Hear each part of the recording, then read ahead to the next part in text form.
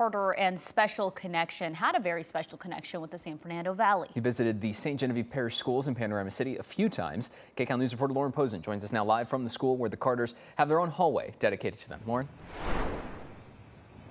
Yeah, you know, Gio and Leslie, not many people can say during their school years that they had a former president and former first lady visit them numerous times throughout the course of their education. It's really unique, and it makes St. Genevieve's really stand out.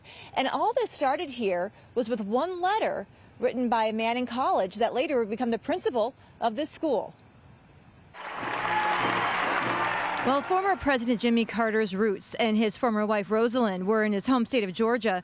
St. Genevieve Parish schools in the San Fernando Valley also had a piece of their hearts. They still had Secret Service protection, and so, you know, we would be visited weeks before they would come, you know, and they'd spend, you know, Secret Service would spend hours and hours on the camp. So it wasn't that easy for them to travel, but it just made it so much of an honor when they would come by here. The Carters' connection to the school starts with Principal Daniel Horn. A letter he wrote years ago to Rosalynn ended up changing his life when she wrote him back and invited him to lunch with her and the former president in Atlanta. I went, and our friendship began in March of 1986, actually. The Carters visited St. Genevieve a handful of times, including when the Carter Wall was put up.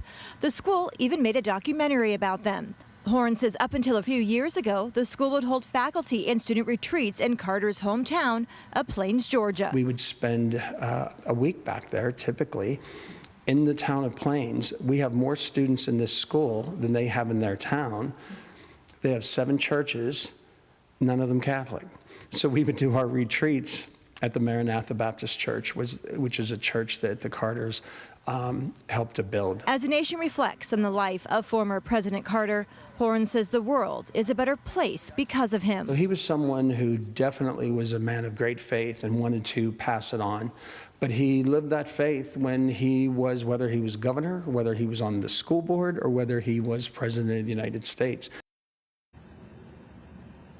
And I want to leave you with a quick story that a faculty member told me. He was the producer of the film that they made on Rosalynn, and he told me when he went to Georgia to visit with former President Carter, you know, he loved his whiskey, and so they all had shots together, and he still has the shot glass that he used when he took that shot with former President Carter. So a really unique story there. We'll send it back to you in the studio.